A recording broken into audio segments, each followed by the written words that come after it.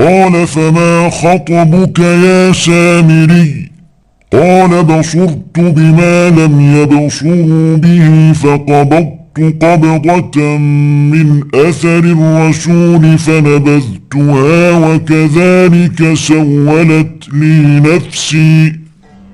مرحبا بكم متابعي قناة في زمان غير هذا الزمان ومكان بعيد عن هذا المكان. سطر التاريخ قصة ذكرت في جميع الأديان وختمت مع خاتم الأنبياء، عن رجل تضاربت فيه الأقاويل وحكيت عنه القصص والروايات، وحار في أمره الكثير من العلماء، وقيل عنه المسيح الدجال. فمن هو السامري؟ ولماذا سمي بهذا الاسم؟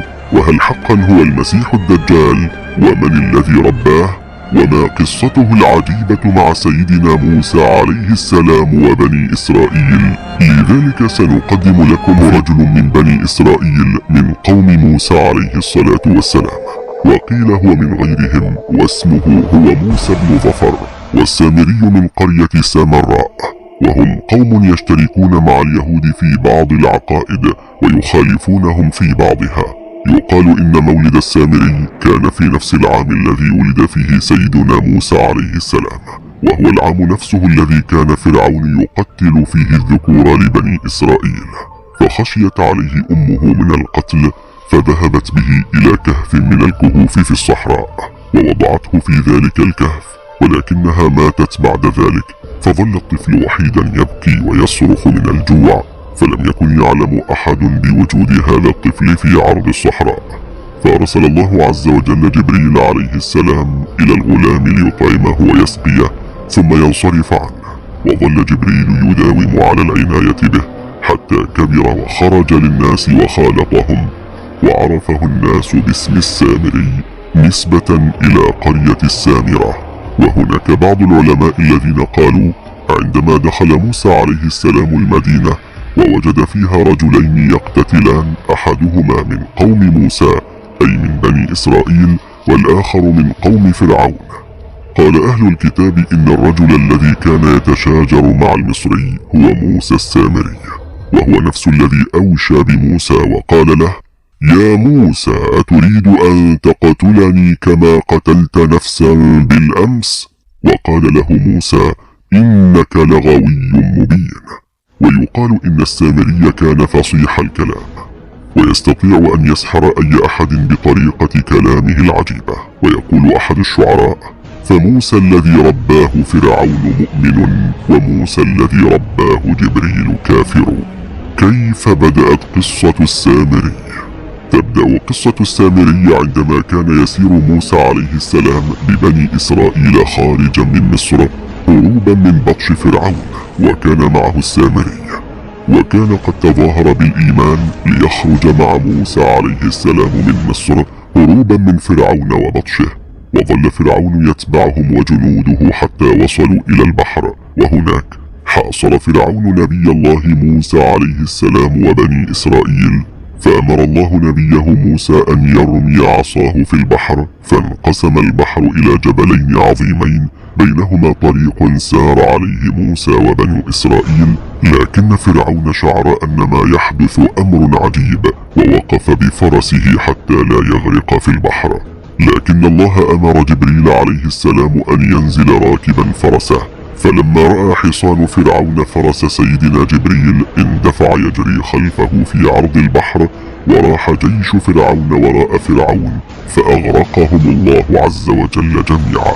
وعندها رأى السامري جبريل عليه السلام وهو يسير بحصانه، ولاحظ أن كل مكان يطأه فرس جبريل عليه السلام تدب فيه الحياة، فأخذ قبضة من آثار فرس جبريل، قال في نفسه: ماذا يحدث؟ ماذا يحدث إن أخذت من هذا التراب وألقيتهم على صنم أو أي شيء آخر؟ وألقي في نفسه أنه إذا ألقاها في شيء وقال له كن فيكون، وتابع سيره مع بني إسرائيل حتى وصلوا إلى الجانب الآخر من البحر، فساروا في الأرض مع نبيهم يبحثون عن مأوى لهم، حتى وصلوا إلى قرية كان فيها قوم قد صنعوا أصناما واعتبروها آلهة لهم، وكانوا يعبدونها ويؤمنون أنها ترزقهم وتحميهم، فقالوا لموسى عليه السلام: يا موسى اجعل لنا إلها نعبده كما يعبد هؤلاء القوم آلهتهم. ويا حبذا لو كان عجلا. والسؤال هنا: فلماذا العجل بالذات؟ فهذا ما سنتناوله في قصة العجل في هذا الفيديو، فتابعوا معنا. صدم سيدنا موسى عليه السلام واندهش من طلبهم الغريب، فهل يعقل أن يشركوا بالله تعالى بعد كل المعجزات التي رأوها أمامهم؟ وقد علم الله ما في قلب بني إسرائيل من شرك، وقد بين الله سبحانه لنا هذا في كتابه الكريم. قال تعالى: بسم الله الرحمن الرحيم: قالوا يا موسى اجعل لنا إلها كما لهم آلهة قال إنكم قوم تجهلون. ولكن فكرة العجل وقعت في نفس السامري وبدأ يخطط لها. وكان موسى عليه السلام قد وعد المؤمنين من قومه أن يأتي بكتاب من الله تعالى يبين لهم فيه شرع الله وأوامره والمحللات والمحرمات عليهم. وعندما نجوا من فرعون طلبوا منه أن يحضر الكتاب الذي وعدهم به، فسأل موسى عليه السلام ربه عز وجل أن ينزل عليه أوامره، وذلك ليجمعها في صحف وتصبح كتاب الله تعالى. فأمر الله عز وجل موسى عليه السلام أن يصوم 30 يوما وتنزل عليه الصحف بعدها. ولما اقترب موسى عليه السلام من جبل الطور سبقهم شوقا إلى سماع كلام الله تعالى. وقيل لما وفد موسى عليه السلام إلى طور سيناء بالوعد اشتاق إلى ربه، وطالت عليه المسافة من شدة الشوق إلى الله تعالى، فضاق بموسى الأمر، ثم لم يصبر حتى خلفهم ومضى وحده إلى لقاء ربه عز وجل، واستخلف عليهم أخاه هارون. وكان قد واعدهم سيدنا موسى أن يغيب عنهم 30 يوما ويأتي بالألواح، وعندما أتمها ب10 وتأخر على بني إسرائيل انتهز السامري فرصة تأخر موسى عليه السلام على بني إسرائيل، فقال لهم السامري: إنما أخلف موسى ميعادكم لما معكم من الحلي المسروقة من المصريين، فهي حرام عليكم. فقالوا: وماذا نفعل به؟ قال لهم السامري: أين الذهب كي أخلصكم منه؟ فقاموا بجمع الذهب وألقوه في النار. وكان السامري نحاتا لا يوجد مثله في البلاد، فأخذ السامري يصنع من الذهب عجلا جسدا له خوار، وأخذ قبضة التراب التي احتفظ بها من آثار فرس جبريل عليه السلام وألقاها داخل العجل، ويقال إنه أصبح عجلا بجسد لحم ودم. وقد بين الله لنا هذا في كتابه الكريم. قال تعالى: بسم الله الرحمن الرحيم: فأخرج لهم عجلا جسدا له خوار فقالوا هذا إلهكم وإله موسى فنسي. وهنا لماذا اختار السامري العجل ولم يختر أي حيوان آخر؟ بعد البحث في التاريخ المصري القديم وجد أن الثور يقدس باعتباره رمزا للخصوبة والقوة، والغريب أنه لم تقدس الثيران كلها في المطلق، بل كان يختار ثور بعينه يعتقد أنه يحمل علامات مقدسة تجعله متفردا، وكان اسم هذا الثور أبيس، وقد حظي بمعاملة ملكية لا يحلم بها البشر العاديون حتى، وكان يقام له أعياد ميلاد، فكانت تقام له حفلة ضخمة تحضر فيها الكثيرات من الأبقار والثيران الأخرى، فيما يقوم جزار بذبحها كقرابي تقدم لهذا الثور المختار، ليظل الثور يعامل كإله إلى أن يتوفى، ثم يحنط ويوضع في تابوت خاص ويدفن كما يليق بملك، بجانب تسجيل تاريخ ميلاده ووفاته على الجدران. وتبدأ بعدها عملية اختيار ثور آخر يتخذ كإله جديد، فوقع في نفس بني إسرائيل حب الثور.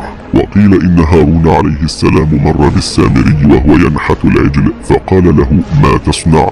فقال: أصنع ما يضر ولا ينفع. فقال هارون: اللهم أعطه ما سأل على ما في نفسه. ومضى هارون عليه السلام ثم ألقى فيه قبضة من التراب، التي أخذها من أثر فرس جبريل عليه السلام، فلما ألقاها فيه خار كما يخر العجل الحقيقي.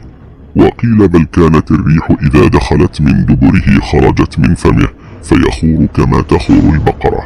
وقيل إن السامري سأل هارون عليه السلام أن يدعو الله أن يستجيب له في دعوته، فدعا له هارون وهو لا يعلم ما يريد فأجيب له. فقال السامري عند ذلك: أسأل الله أن يكون عجلا. وقال: اللهم إني أسألك أن يخور فخار. فكان إذا خار سجدوا له، وإذا خار رفعوا رؤوسهم. فقال السامري لقوم إسرائيل: هل تعلمون ما هذا؟ فأجابوه: لا. قال: هذا إلهكم وإله موسى. فقالوا: ذهب موسى ليكلم ربه فنسي أن الإله موجود هنا وخرج للقائه على الجبل. وعن ابن عباس رضي الله عنهما قال: فنسي أي نسي أن يذكركم أن هذا إلهكم واتخذوه إلها لهم فيرقصون حوله ويفرحون به ويقولون: لقد نسي موسى ربه أي العجل عندنا وذهب يسأله وهو هاهنا، وعكفوا عليه وأحبوه حبا شديدا. فتعالى الله سبحانه جل في علاه عما يقولون علوا كبيرا، وتقدست أسماؤه وصفاته. وكان السامري هنا المترجم لكلام العجل، يقول لهم: اسجدوا، ارقصوا، اركعوا، ويقول: أنا رسول ربك وابن الإله. وهذا ما يدعيه المسيح الدجال، أنه ابن الله أو أنه الإله نفسه. فلما رأى هارون عليه السلام هذا من قوم بني إسرائيل أخذ ينهاهم عن هذا ويأمرهم بالرجوع إلى الله تعالى، وقال لهم: يا قوم اتقوا الله، ماذا تفعلون؟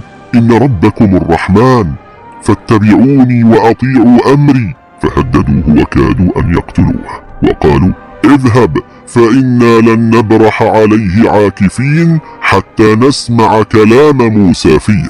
ولما أصر هارون عليه السلام كادوا أن يقتلوه، لأنه يريد أن يحرمهم من إلههم. فاعتزلهم هارون عليه السلام هو ومن اهتدى معه، وانتظروا رجوع موسى عليه السلام. وقد بين الله سبحانه وتعالى لنا نهي هارون لهم في كتابه الكريم. قال تعالى: بسم الله الرحمن الرحيم: ولقد قال لهم هارون من قبل يا قوم إنما فتنتم به وإن ربكم الرحمن فاتبعوني وأطيعوا أمري. قالوا لن نبرح عليه عاكفين حتى يرجع إلينا موسى. وفي المكان الآخر وبالتحديد في الطور كان هناك موسى ينتظر الألواح ليرجع إلى قومه بها. فلما وقف في مقامه قال الله تبارك وتعالى: وما أعجلك عن قومك يا موسى؟ يعني ما الذي أتى بك وحدك وما الذي جعلك تترك قومك خلفك يا موسى؟ فبقي عليه الصلاة والسلام متحيرا عن الجواب، وكن عنه بقوله: هم أولئك على أثري، أي إنهم بالقرب مني ينتظرون عودي إليهم. وقيل لا، بل كان أمر هارون بأن يتبع أثره مع بني إسرائيل ويلتحقوا به إلى الطور. وأما أنا فعجلت إليك ربي لترضى، عجلت إليك شوقا، لم أستطع أن أصبر على ميقاتك أكثر من هذا.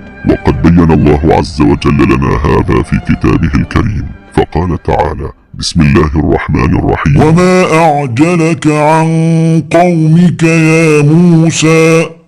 قال هم أولئك على أثري وعجلت إليك رب لترضى. فقال له الله عز وجل: يا موسى قد فتنا قومك من بعدك، أي اختبرناهم وامتحناهم. والفتنة هنا تعني الاختبار ليخرج منهم المؤمن من الكافر، وأضلهم السامري أي دعاهم إلى الضلالة أو هو سببها. وقد بين الله عز وجل لنا هذا في كتابه الكريم، فقال تعالى: قال فإنا قد فتنا قومك من بعدك وأضلهم السامري. وعاد موسى عليه السلام إلى قومه وهو غضبان أسفا بعد أن تلقى الألواح من ربه عز وجل، فعلم موسى هنا أن الله اختبر أو امتحن قومه، لكنهم سقطوا ورسبوا في الامتحان بفعل من السامرية. ولكن موسى عليه السلام يتساءل: ماذا يفعل هارون هناك مع القوم؟ وماذا حدث؟ كيف يقع في هذا ولم ينههم عنه؟ أو جاء ليعلمني؟ وماذا فعل السامري حتى يضلهم؟ أخذ موسى عليه السلام يفكر حتى وصل إلى بني إسرائيل، وشاهد تلك الحادثة التي جعلته يلقي الألواح ويستشيط غضبا من أفعال بني إسرائيل. فعندما أخبر الله عز وجل موسى عليه السلام أن قومه فتنوا، لم يتصور الأمر هكذا، فهو يعلم لكن لم يعاين. لذا يقول العلماء إن مصيبة من عاين الأمر أكبر ممن سمع بها، فتملكه غضب شديد وثار ثورة عارمة، وألقى الألواح من يده على الأرض في غضب فانكسرت في مشهد عظيم لم يشهد مثله من قبل. غضب موسى غضبا عارما وقال لهم: من يريد أن يتوب الله عليه فليقتل نفسه الآن. قال ابن عباس رضي الله عنهما: قال رسول الله صلى الله عليه وسلم: ليس الخبر كالمعاينة. إن الله تعالى أخبر موسى عليه السلام بما صنع قومه في العجل فلم يلق الألواح، فلما عاين ما صنعوا ألقى الألواح فانكسرت. وهذا دليل على صدمة سيدنا موسى عليه السلام بما رأى من قومه بعد كل المعجزات التي رأوها معه، وبعدما أنجاهم الله سبحانه وتعالى من فرعون وجنوده. فأقبل موسى عليه السلام على قومه غضبان أسفا، فقال الله كما بين لنا في كتابه الكريم: بسم الله الرحمن الرحيم: فرجع موسى إلى قومه غضبان أسفا قال يا قوم ألم يعدكم ربكم وعدا حسنا أفطال عليكم العهد أم أردتم أن يحل عليكم غضب من ربكم فأخلفتم موعدي. فقالوا: لم نخلف موعدك بملكنا، فقد أوتينا أوزارا من القوم. فأخذها السامري فجعل لنا العجل وكذلك ألقى. قال الله تعالى: بسم الله الرحمن الرحيم: قالوا ما أخلفنا موعدك بملكنا ولكننا حملنا أوزارا من زينة القوم فقذفناها فكذلك ألقى السامري. فذهب موسى وهو غضبان إلى أخيه هارون عليه السلام، وأمسك بلحيته ورأسه بعنف وشدة، وأخذ يعاتب سيدنا هارون لأنه لم يرجع القوم عما كانوا يعبدون. فقال موسى عليه السلام لهارون عليه السلام: يا هارون، ألم أؤمرك عليهم؟ ألم أقل لك أن تهديهم سبيل الرشد إن ضلوا أو أخطأوا؟ لماذا لم تأت عاجلا ورائي لتخبرني بما يصنعون؟ وقد بين الله عز وجل لنا هذا في كتابه الكريم. قال تعالى: بسم الله الرحمن الرحيم: قال يا هارون ما منعك إذ رأيتهم ضلوا ألا تتبعني أفعصيت أمري. كان هارون عليه السلام حكيما في الكلام. عندما رأى موسى عليه السلام غاضبا هكذا، قال هارون ردا على كلام سيدنا موسى: قال يا ابن لا تأخذ بلحيتي ولا برأسي إني خشيت أن تقول فرقت بين بني إسرائيل ولم ترقب قولي. يا ابن يستعطف موسى من ناحية الأم لأنها أقرب إلى العاطفة من الأب. لا تأخذ بلحيتي ولا برأسي ولا تعاملني هكذا. وبدأ يوضح له الأسباب: أن القوم هددوني وكادوا أن يقتلوني، وإني خشيت أن تقول إني قد فرقت بين بني إسرائيل ولم ترقب قولي، أي خفت يا موسى أن تقول لي: لماذا تركتهم وحدهم في تلك المصيبة وأتيت إلي؟ يا ابن لا تشمت بي الأعداء، فعلت ما علي ولم أقدر على غير ذلك. وقد بين الله سبحانه وتعالى لنا هذا في كتابه الكريم. قال تعالى: بسم الله الرحمن الرحيم. ولما رجع موسى إلى قومه غضبان أسفا قال بئس ما خلفتموني من بعدي أعجلتم أمر ربكم وألقى الألواح وأخذ برأس أخيه يجره إليه قال ابن إن القوم استضعفوني وكادوا يقتلونني فلا تشمت بي الأعداء ولا تجعلني مع القوم الظالمين. تأثر موسى عليه السلام بهذه الكلمات الرقيقة من أخيه هارون عليه السلام، ونزلت عليه بردا وسلاما، فهدأت نفسه ثم قال: بسم الله الرحمن الرحيم. قال رب اغفر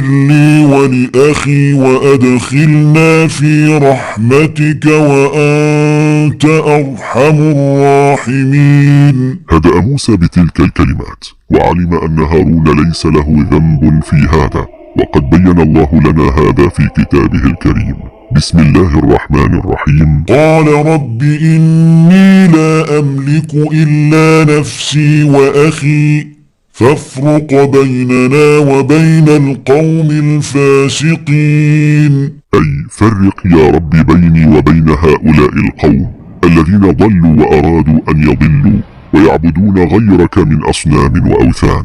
فأنزل الله تعالى قوله: إن الذين اتخذوا العجل سينالهم غضب من ربهم وذلة في الحياة الدنيا وكذلك نجزي المفترين. ثم أقبل موسى على السامري قال: فما خطبك يا سامري؟ قال: فما خطبك يا سامري؟ أي ما قصتك؟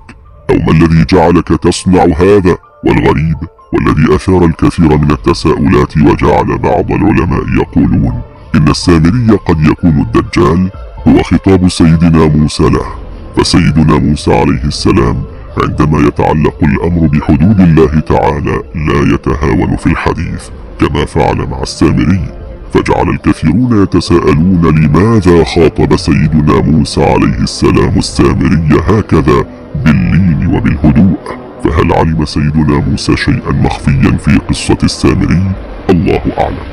نرجع مرة أخرى إلى قصة السامري. قال: فما خطبك يا سامري؟ يعني ما قصتك وكيف ولماذا فعلت ذلك؟ فبدأ السامري بالشرح لسيدنا موسى عليه السلام قال: بصرت بما لم يبصروا به، أي رأيت ما لم يروه وعلمت ما لم يعلموه. فقال له سيدنا موسى: وماذا رأيت وكيف علمت؟ قال السامري: رأيت جبريل أي الرسول وهو يركب فرسا تدب الحياة في أي مكان يمشي عليه أو يلمسه، ثم قبضت قبضة من أثر الرسول، والقبضة هنا هي ملء الكف. قال الله تعالى: قال: بصرت بما لم يبصروا به فقبضت قبضة من أثر الرسول فنبذتها وكذلك سولت لي نفسي. فعلم نبي الله موسى عليه السلام أنه ليس أمام رجل عادي. كيف رأى وفكر وفعل كل هذا في وقت قصير؟ ثم أكمل السامري بكل غرور قائلا: فنبذتها وكذلك سولت لي نفسي. وقد بين الله سبحانه لنا هذا في كتابه الكريم، فقال تعالى: فقبضت قبضة من أثر الرسول فنبذتها وكذلك سولت لي نفسي. يعني هكذا فعلت وأنا لا أرى أي عيب أو خطأ بما فعلت. رأى سيدنا موسى أن السامري لم يندم على فعلته ولا يرى أنه فعل شيئا خاطئا، فقال له نبي الله موسى عليه السلام: قال: فاذهب فإن لك في الحياة أن تقول لا مساس. وهذا دعاء عليه بأن لا يمسه أحد، معاقبة له على مسه ما لم يكن له مسه. هذا معاقبة له في الدنيا، ثم توعده في الأخرى فقال: وإن لك موعدا لن تخلفه. يعني يوم القيامة، وهو وهناك من يقول إنه من المنظرين كإبليس، والله أعلم. ثم أكمل سيدنا موسى قائلا: وانظر إلى إلهك الذي ظلت عليه عاكفا لنحرقنه ثم لننسفنه في اليم نسفا. فعمد موسى عليه السلام إلى هذا العجل فحرقه بالنار ثم ذراه في البحر. وأما الذين أشركوا بربهم وعبدوا العجل فقد قال الحق كلمته فيهم بأن يقتلوا عقابا لهم على شركهم بالله. وقد بين الله عز وجل هذا في كتابه الكريم. قال تعالى: بسم الله الرحمن الرحيم: وإذ قال موسى لقومه يا قوم إنكم ظلمتم أنفسكم باتخاذكم العجل فتوبوا إلى بارئكم فاقتلوا أنفسكم ذلكم خير لكم عند بارئكم فتاب عليكم إنه هو التواب الرحيم. فأمر بنو إسرائيل فشربوا من الماء الذي ألقي فيه العجل بعد حرقه، فيقال إنه علق على شفاههم من ذلك الرماد ما يدل عليه، أي على من عبد العجل من القوم، وقيل بل اصفرت ألوانهم، فيقال إنهم أصبحوا يوما وقد أخذ من لم يعبد العجل السيوف في أيديهم، وألقى الله عليهم ضبابا حتى لا يعرف القريب قريبه ولا النسيب نسيبه، ثم مالوا على عابديه فقتلوهم وحصدوهم، فيقال إنهم قتلوا في هذا اليوم 70,000 شخص من بني إسرائيل. أما عن السامري إذا كان هو المسيح الدجال فلم يرد في هذا نص صريح، ولكن شكك بعض العلماء أنه الدجال بسبب أفعاله الغريبة، مثل قدرته على رؤية الملائكة وهو ليس نبيا، والدجال عندما يقف عند أسوار مكة والمدينة يرى ملكين. وكذا عدم غضب موسى عليه السلام على السامري رغم ما فعله وإقامته للفتنة أو لم يرد إغضابه، لأن المسيح الدجال يخرج في غضبة يغضبها، فكل هذا ليس دليلا صريحا على أنه الدجال. وقال البعض الآخر من العلماء إنه دجال من الدجاجلة أعوان إبليس في إضلال الناس، والله أعلم.